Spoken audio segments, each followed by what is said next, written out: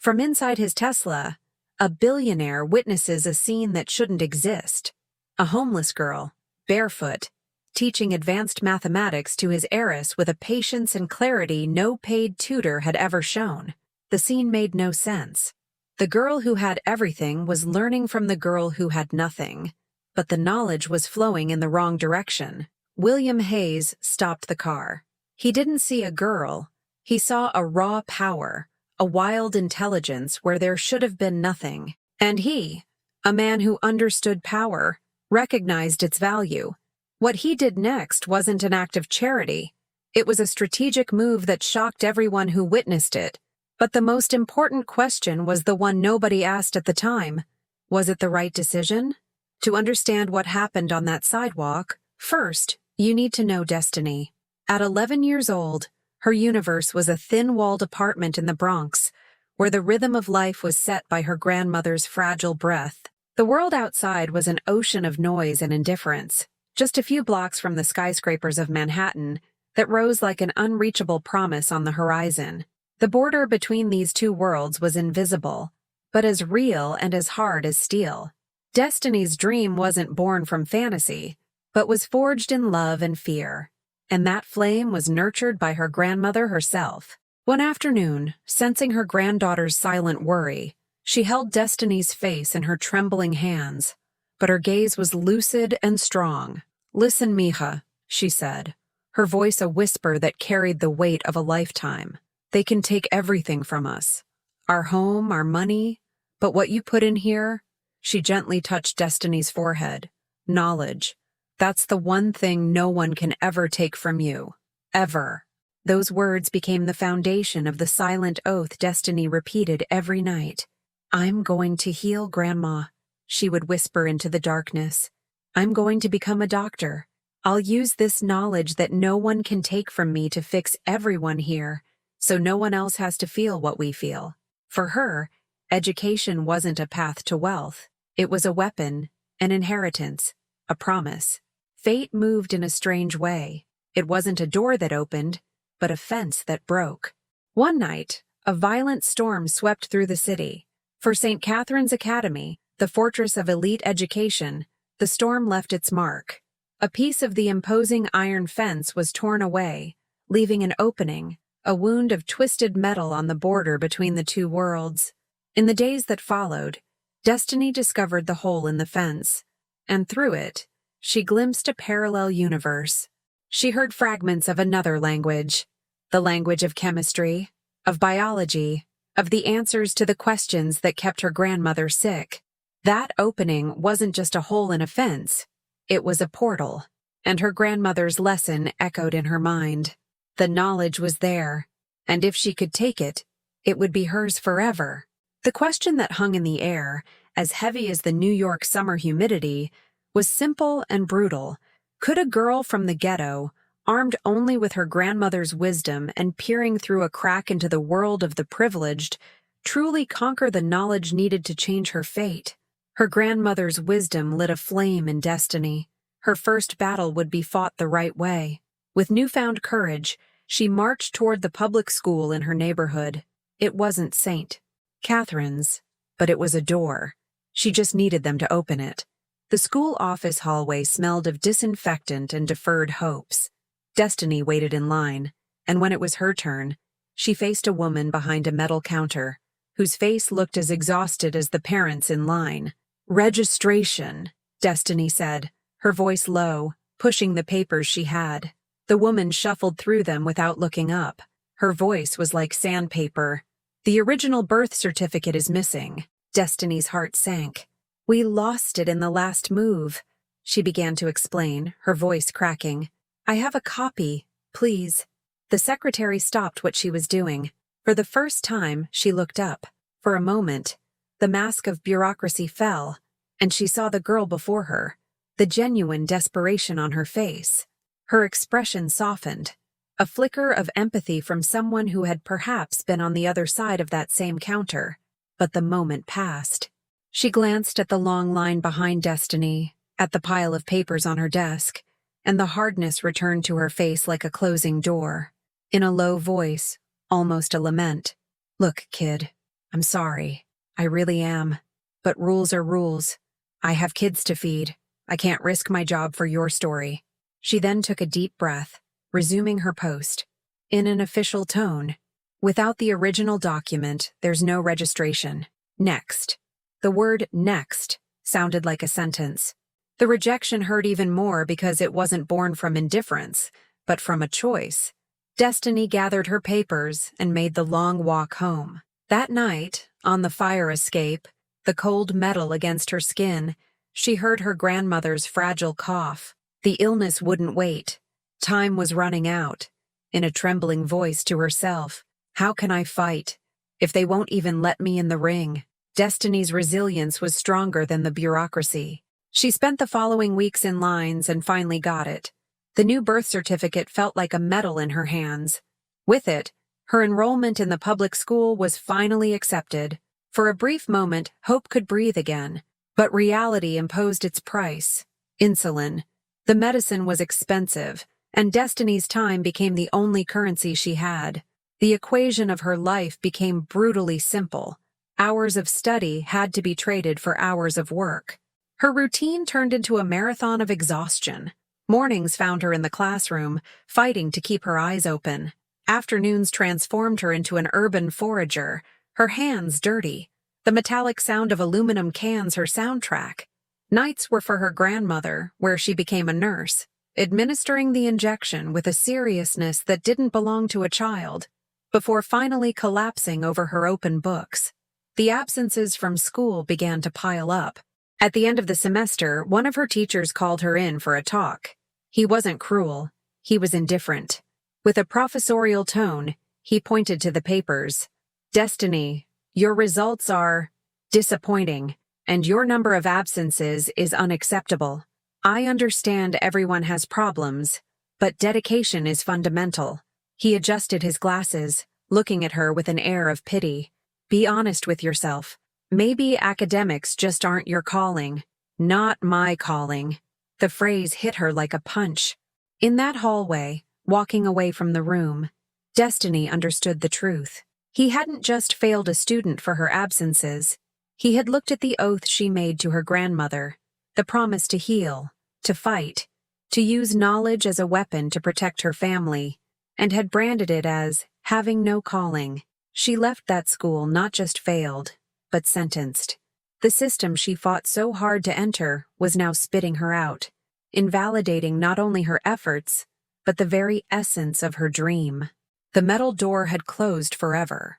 With the door to the official system closed forever, only one option remained: the gap in the fence at St. Catherine's.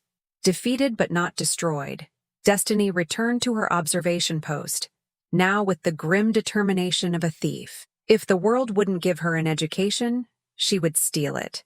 She became a ghost, a shadow nestled by the twisted metal. But she wasn't as invisible as she thought. There were the eyes of Mrs. Rodriguez, the cleaning lady, who had been watching her for weeks, using the superpower her uniform gave her, invisibility. Students and teachers walked past her in the halls as if she were part of the wall, allowing her to see everything the others ignored. One day, Destiny was so focused she didn't notice the approach. Her entire body tensed at the sound of slow footsteps. This was the end. But instead of a shout, she smelled warm bread. She turned and saw Mrs. Rodriguez holding out a bagel. In a soft voice, almost a whisper, "You'll get sick in this cold, mija." The woman sat down beside her, with a knowing smile. "I came from the barrio, too." Destiny looked at her, the word sounding familiar but foreign. Maria saw the doubt in the girl's eyes, and her smile grew more tender. Softly, as if sharing a secret. "Barrio, it's more than a neighborhood, mija. It's knowing which neighbor to ask for a cup of sugar. It's the smell of your grandmother's cooking coming through the window in the afternoon. It's knowing you're never alone, even when you have nothing." Destiny's eyes filled with an understanding that went beyond words. It was then that Maria gave her the strategic advice about the security guard's schedule. The bagel she offered felt less like an act of charity and more like bread shared between equals. The loneliness of her fight had been broken. Destiny looked at the woman, gratitude overflowing, in a shy voice. What's your name? The woman gave a genuine smile. You can call me Maria. In that moment, something shifted. The invisible girl made the invisible woman feel seen. Compassion became a two-way street, and hope, fragile and stubborn, finally had a name. 3 months passed. 3 months of a double life. Following Maria's map, Destiny became a master of being invisible. The gap in the fence was now her private university, and knowledge, her secret treasure. But someone started to listen. Inside the classroom, Amelia Hayes, the heiress to her father's empire, was bored. Lately, however, she'd noticed something strange. A whisper, coming from outside the window, that always had the right answer in chemistry. It wasn't the wind. It was a voice. Curiosity, a force more powerful than boredom, finally won. During a break, Amelia approached the broken fence. And there, huddled, she saw Destiny, with a tattered notebook on her lap, its worn pages filled with flawless notes. In contrast, Amelia held her latest generation tablet, its screen glowing with useless notifications. The first meeting was a ballet of fear and fascination. In a low voice, "It's you, isn't it?" The voice. Destiny didn't answer, ready to run. Amelia, insisting, without aggression, "I won't tell anyone, I swear. How do you always know the answers?" That "I swear" made her hesitate. A hesitant meeting became a ritual. Amelia brought questions. Destiny reluctantly whispered the answers. Fragile progress had been made, but it came with a new and dangerous risk. Her survival no longer depended on her own cunning, but on the word of a girl from the golden world. Destiny's fate was now in the hands of Amelia Hayes. The fragile alliance between the two girls was about to be tested.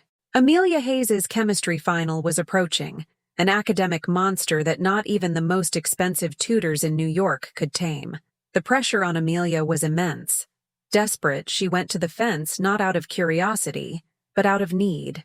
She showed Destiny the equation on her tablet. With the tip of a stick, Destiny began to draw in the dirt on her side of the fence. With surprising calm, "You're trying to memorize. You don't memorize chemistry, you see it. Think of each element wanting something.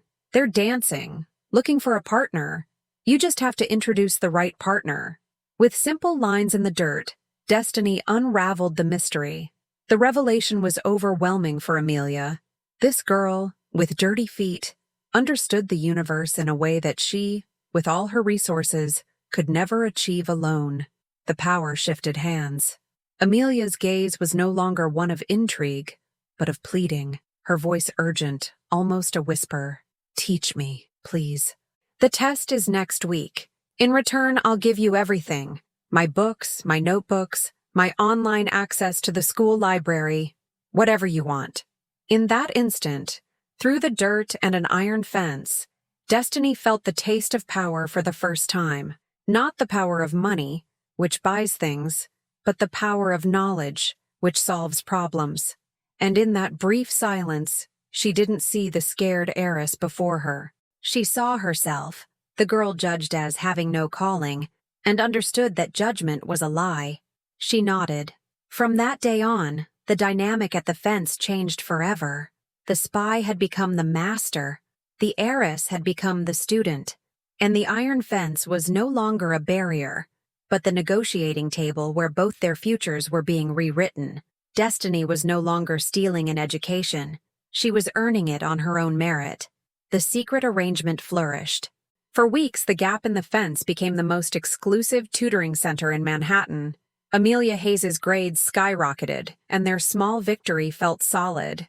A private world built to withstand anything, but the real world has a way of mending its fences. The first sign of the end came as a cold metal plate. Notice: perimeter repair work, beginning in 2 weeks. The portal's days were numbered. The second, more dangerous sign came from a penthouse overlooking Central Park. William Hayes was looking at his daughter's report card. He was a man who didn't believe in miracles, only in undiscovered variables. He made a single call, his voice calm and surgical. I hired you to be discreet. My daughter is getting excellent grades. I want to know why. I want to know who. Find the variable." The order was given, and across the city, the hunt began immediately. The girls, immersed in their studies, didn't notice the dark sedan parked across the street, nor the man in the driver's seat, who wasn't reading the newspaper in his hands, but watching them through the rearview mirror with a camera lens. The shadow William Hayes had cast over them was no longer a metaphor. It had a face, a car, and a mission. The lessons at the fence continued, but the atmosphere had changed. The magic was replaced by urgency. Amelia was nervous, looking over her shoulder at every sound. And Destiny, with the sharp intuition of someone who had always lived on alert, felt a chill down her spine. She felt the fragile world they had built on the dirt was about to be discovered. The countdown had begun. They were no longer just fighting to learn. Now, they were running against time and fleeing from a shadow they didn't even know was following them. Destiny's survival instinct was screaming. She didn't know about the investigator, but she felt fate turning against her. The sign on the fence was a timer, and she knew she had to disappear. With a frantic energy, she devised a plan: move with her grandmother to a small apartment in Queens. And for a moment, it looked like it would work. Her grandmother agreed. They found a place, paid the deposit. The boxes were at the door. They were one day from their escape. Freedom was so close they could almost touch it. That's when her grandmother's fragile body, exhausted by the illness and the stress of the impending move, gave out. The sound of the ambulance siren cutting through the Bronx night was the soundtrack to the end of her plan. The hospital they took her to wasn't in Queens. It was Bronx General, chaining Destiny back to the epicenter of her problems. Hours later, sitting alone in the uncomfortable waiting room chair, under the cold, impersonal hospital lights, Destiny understood the scale of her defeat. Her attempt to flee hadn't just failed, it had put the person she loved most in a hospital bed. Her trembling hand went to her backpack. Inside, with the notebooks, was the contract from St. Catherine's, signed with William Hayes's elegant handwriting. She touched it, feeling the cold paper. It felt like a pact with a force she didn't understand, and now she felt the price of that pact was being collected from the person she loved most. She was trapped, alone, vulnerable, and chained to a dangerous deal. The fence would be repaired in days. The investigator's shadow was closing in, and the walls, literally and figuratively, were closing in. The days that followed the crisis became a blur of beeping monitors, the smell of antiseptic, and an exhaustion that seeped into her bones. Destiny's life was now confined to the hallways of Bronx General Hospital, but even there, at the epicenter of her defeat, she didn't stop fighting. By day, she was the caregiver, holding her grandmother's hand. At night, under a dim lamp, she became the student, diving into a world of biology and calculus.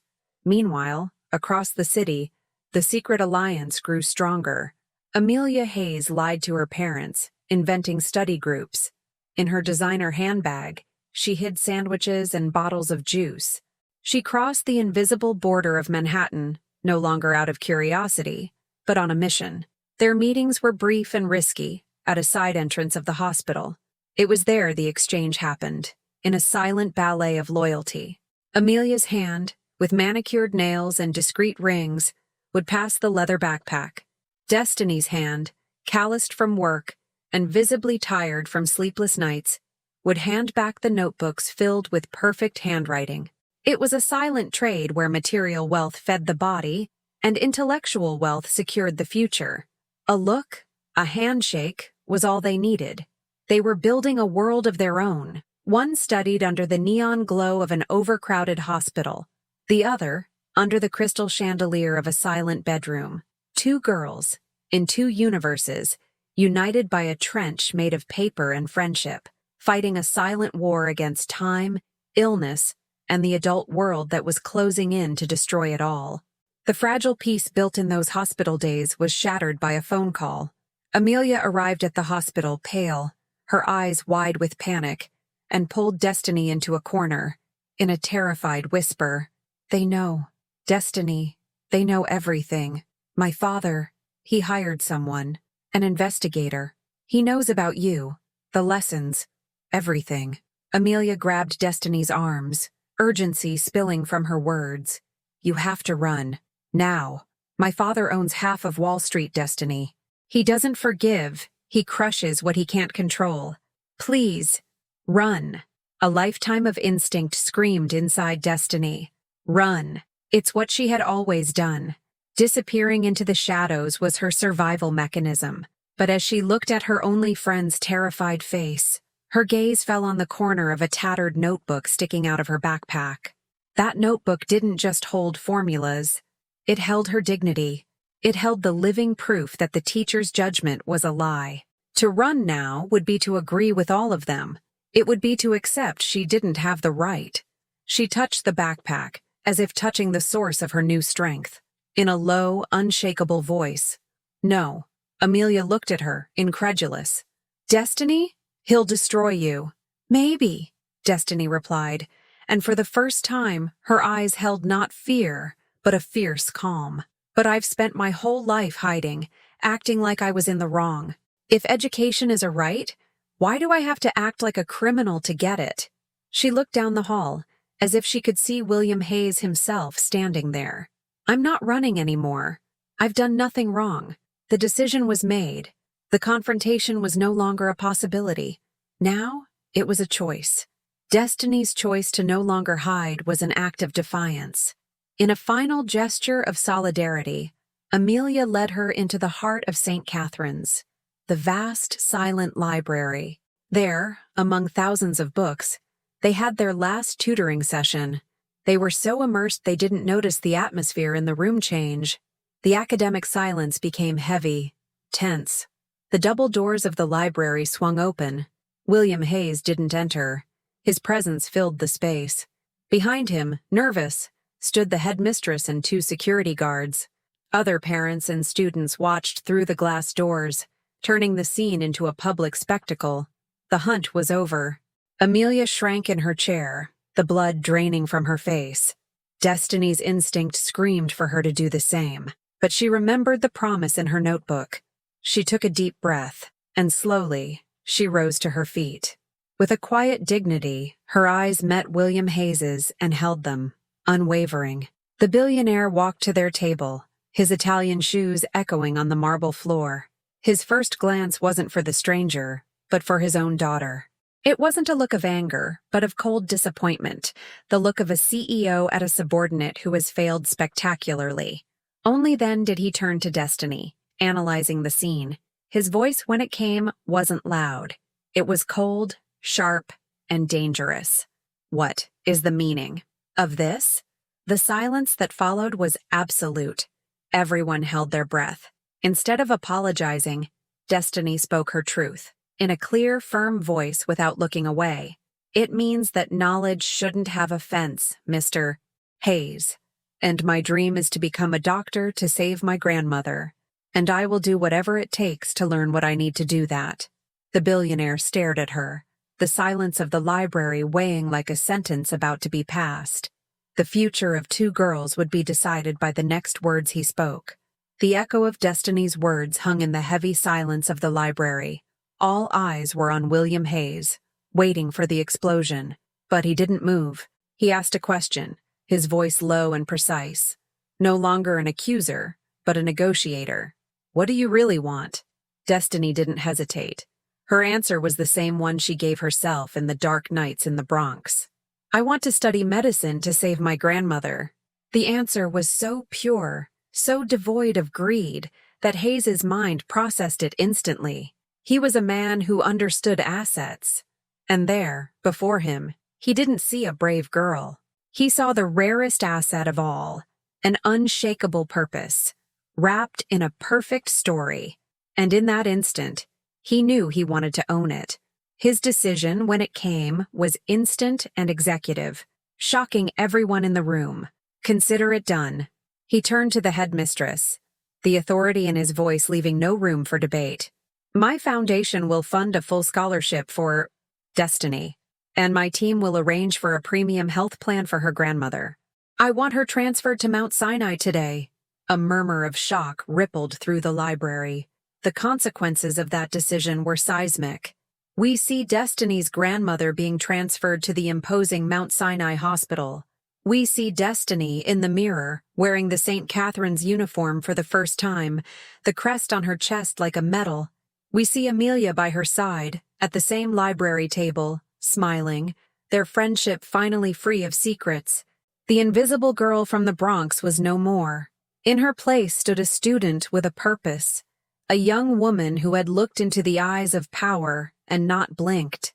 Her courage had bought her a future, and her journey was just beginning. Destiny's honeymoon with St. Catherine's Academy was short-lived. She quickly learned that silence can be crueler than any shout. It wasn't direct insults, but averted gazes and conversations that suddenly stopped when she entered a room. The hostility took shape one Tuesday. Olivia, the heiress to a real estate empire, accidentally bumped into Destiny, knocking her books to the floor. "Oops! Watch where you're going," she said with a fake smile. Amelia rushed to help her friend, whose face was stung with humiliation. I thought it would be different here," Destiny whispered. The attitude of girls like Olivia was a reflection of what they heard at home. The real battle was happening behind closed doors. In the headmistress's office, Olivia's mother, Mrs. Harrington, wielded her influence with surgical precision. "Headmistress," she said with false concern, "no one is questioning Mr. Hayes's charity, but such an atypical admission could set a dangerous precedent for our institution's prestige." The pressure worked. The next day, the headmistress summoned Destiny to her office. The woman looked exhausted, her expression that of someone carrying out an order, not delivering justice. "Destiny," she began, folding her hands on the desk, "due to the extraordinary circumstances of your admission, the board has decided to implement a performance review measure." She paused, finally meeting Destiny's eyes. "To maintain your scholarship, you will need to finish the semester with an overall average of 95%. In all subjects, no exceptions." The room fell silent. 95. It was a near impossible standard, far above what was required of any other student. The message was clear. They no longer needed a fence to keep her out. They had built a new barrier, made of numbers, right there inside the fortress. The controversy at St. Catherine's Academy went viral. To some, Destiny was a hero. To others, an usurper. In a chaotic newsroom, investigative journalist Ben Carter read the story with a cynical smile. "Billionaires don't become angels overnight," he muttered. "Angels don't have PR teams." He started digging. On his computer, 2 windows side by side, the noble story of William Hayes and an article about a federal investigation into his company. After days of work, he found the connection. The scholarship was announced 3 days after Hayes received a confidential warning that his company's scandal would go public. The truth was cold and calculated. Destiny wasn't a cause. She was a cover-up. Her story was the perfect smokescreen to clean up a billionaire's image. Ben found Destiny leaving the hospital, her face worn with exhaustion. He approached her calmly, his voice empathetic but his eyes direct. "Destiny, my name is Ben Carter. I'm a journalist. I know you think William Hayes gave you a chance." He hesitates, his voice low, almost regretful. "And I'm truly sorry to be the one to show you the truth, but you deserve to know why all of this really happened." He then hands her a folder with the documents. "He didn't give you a chance. He used you. And I can prove it." Destiny opened the folder. Her eyes scanned the headlines, the dates, the irrefutable evidence, the scholarship, her grandmother's surgery, the future. None of it was a gift. It was a payment. And she, unknowingly, was the product being sold. The floor beneath her feet disappeared. Destiny doesn't remember how she got back to the hospital. The folder from Ben Carter felt like it weighed a ton in her hands. The image of her grandmother, sleeping peacefully in a top-tier hospital bed, now looked like the scene of a crime in which she was an unwitting accomplice. That night, she stared at the ceiling, her mind spinning. The choice presented itself with terrible clarity. Door number 1. Silence. Keep the luxury, the chance, her grandmother's health, at the price of living as the symbol of a lie. Door number 2. The truth. Reclaim her dignity, at the price of seeing her dream turn to dust and risking her grandmother's life. She told Amelia the next morning. The truth about the father she loved and feared broke her. Amelia, with tears in her eyes, stay quiet. Please, take what he gave you. Your grandmother's health is more important than pride. No one will blame you. Just survive. Amelia's advice was practical, born of love and fear. But as she looked at her sleeping grandmother, Destiny remembered her words. Knowledge. That's the one thing no one can ever take from you. She now possessed the most dangerous knowledge of all, the truth, and she felt that if she didn't use it, it would be as if they were taking it from her. She picked up her phone. Before dialing, she looked at her own reflection in the dark screen. She saw the girl who hid in the shadows, but also the woman who stood up in the library. Knowing which one she wanted to be, she dialed the number on the card Ben Carter had given her. To the journalist, her voice calm, decided. Ben? It's Destiny. I've made a decision. Destiny's decision wasn't a whisper. It was an explosion. In the days that followed, she watched William Hayes's empire tremble on the TV screen. The story he tried to use as a shield became the weapon that brought him down. The headlines were relentless. The fall, spectacular. But the shockwave from that explosion also hit her small life with brutal force. The consequence arrived in an expensive envelope, delivered by a courier. Her scholarship at St. Catherine's was, with immediate effect, canceled. It came in a formal call from the hospital, informing her that her grandmother's premium health plan was no longer valid. Back in the Bronx hospital, in a smaller, louder room, Destiny sat beside her grandmother, feeling the weight of failure. She had the truth, but what else was left? Her grandmother opened her eyes, and in them was not disappointment, but a deep pride, her voice weak but firm. You did the right thing, Mija. The knowledge they can't take away, that's it. It's knowing who you are. Months later, winter arrived. The fence at St. Catherine's, now repaired, was a solid, unbroken line of metal. Outside in the Bronx, Destiny sat on a park bench reading a book. She didn't look defeated. She looked whole. A figure approached. It was Amelia, bringing 2 hot coffees.